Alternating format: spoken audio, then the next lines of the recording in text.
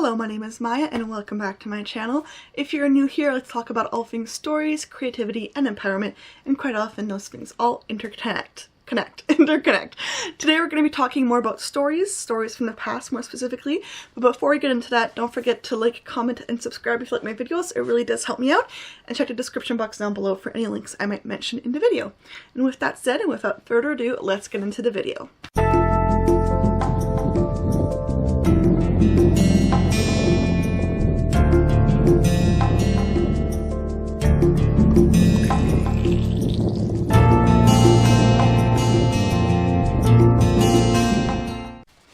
Alright, so as I mentioned, we're talking about stories today, more specifically stories of the past, and the reason is that I found these cool antique reproduction calendars. So basically they're calendars that were published in the 1930s, 1920s, and were reproduced in the 1970s.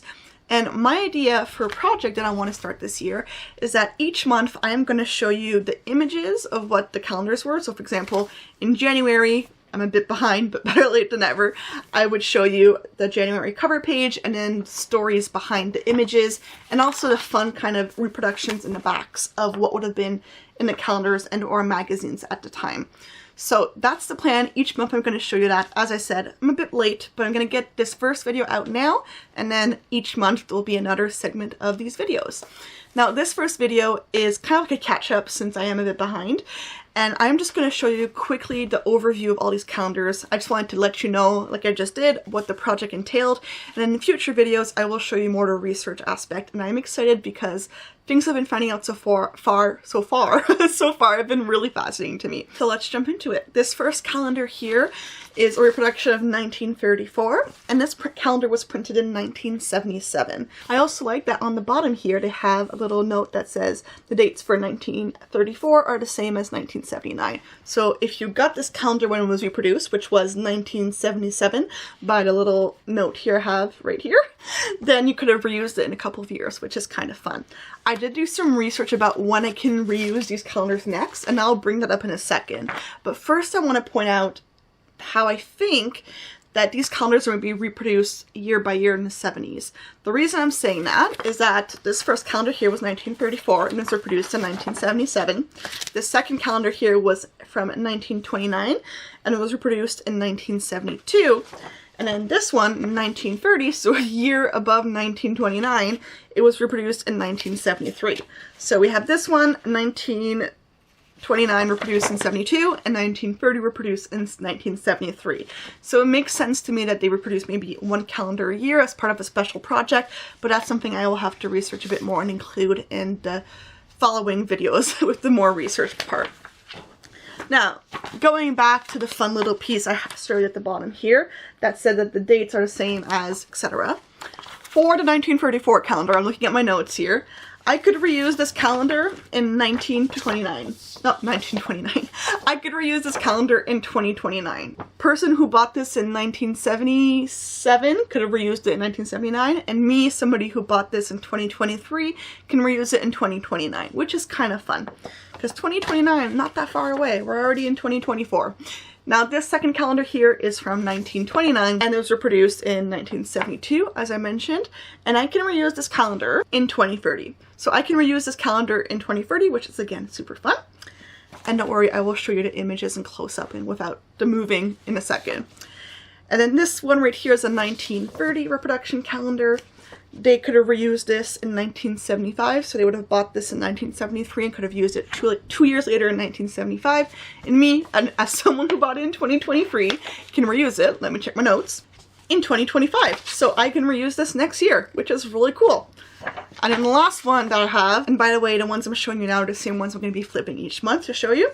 Now this one was a 1925 reproduction, and I could reuse this in 2026. So I could reuse this one next year and then reuse this one in 2026 if the math is correct. I did use this application online, so hopefully the numbers are correct. Now logically I guess it does make sense that you can reuse calendar, but I never really took time to stop to think about that until I got these calendars that had those little notes. So I think that's really fun. Alright, so that done, let me get into actually showing you the images for all of these calendars. And again, I will be doing in-depth looks at the images and the time periods and what the magazine was doing in those time periods. At the back of each of these images, there is a quick, like, that year in Liberty magazine. That gives a lot of really interesting information and a jumping point for me to kind of pull data information for you guys. So stay tuned for that. That's the next video that's coming out with the more in-depth look at the images, the artists behind the images, and the time periods and what Liberty magazine was trying to do in those time periods. But for now, let's look at the images. So this one is the first one. And I've already done the research on this one, so I can see a lot of things. Maybe you take a look and try to think of what I might point out in the next video, because there are some really fun things about that image specifically. Then we have this one, a lady going outside because January is the time for cold. This one with a girl who, and if you look at her face really closely, she kind of looks scary. And she's stuffing a snowball in a little kid's mouth saying, wash your face. So that's nice. And then this last one here says winter vacation. And yeah, some things about this image is obviously not great, but that's what they would have had in 1929. Now the last thing I want to talk about in this video is a little bit of research that I did do and I wanted to share for this one. You might have noticed as I was showing the images that there is an advertiser right here. Now originally I thought that these advertisers on the calendars were the original ones for the 1920s, 1930s, but I've realized as I was doing, you know, just the beginning of my research, that actually these are companies that in the 1970s would have sponsored these reproductions. And I looked into each of the companies that I have on these calendars to see if they still existed, and this is what I found. Now first off, we have Wetches. This is both the same company but a bit different. You can see in 1925 they had Army and Navy store at the bottom, but they kind of focus on contemporary lifestyle. They had Welch's in big, Army and Navy store in small, and then contemporary lifestyle in big. And then in this one, you had Army and Navy store in big, and I don't even see contemporary lifestyle in that version 1934, which of course published after this version. But it does say more than the name implies, which is their slogan and kind of interesting. Maybe that means that they have contemporary stuff, which they bigly promoted here and not in this one. Now, Wetches unfortunately does not exist anymore, but funny enough, when I was looking up Wetches online and I entered in the address, I came upon an Instagram, funny enough, of everything, from somebody called Bewetched, and he actually has 357,000 followers, and he is, according to Instagram, a musician, a comedian, a theoretical physicist, and he has maybe a podcast, but that's just kind of what I'm looking at from there. I've never heard of this person before, but it came up because last year in October, and again, I'm looking up on my computer here to get the dates for you. Last year in October, he published something saying that it was his dad's birthday today, and he would have been 88. And he was talking about how the next time somebody's in New Jersey, which is what we have here, go, and they mentioned the exact address, which is why it popped up when I was researching it.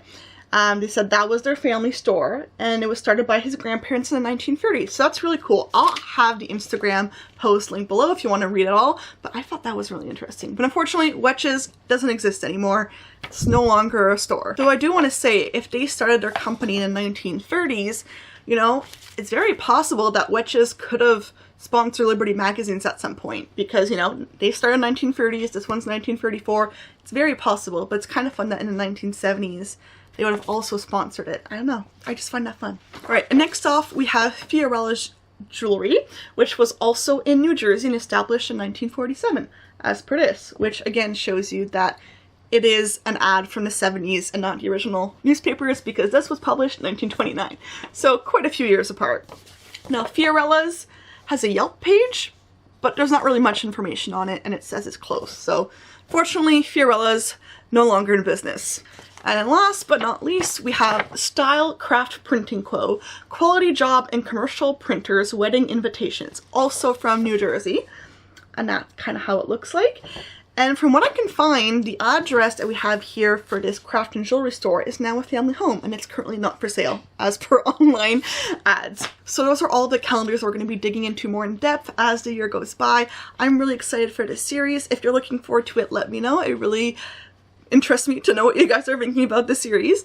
And like I said, in the next videos we're going to be going more in depth. We're going to be looking at the images, at the artists behind the images, how the years were significant in this magazine and also in the US at that time, what was happening in the US to influence the magazine, all of that fun stuff. So hopefully, like I said, you're excited to go on this journey with me.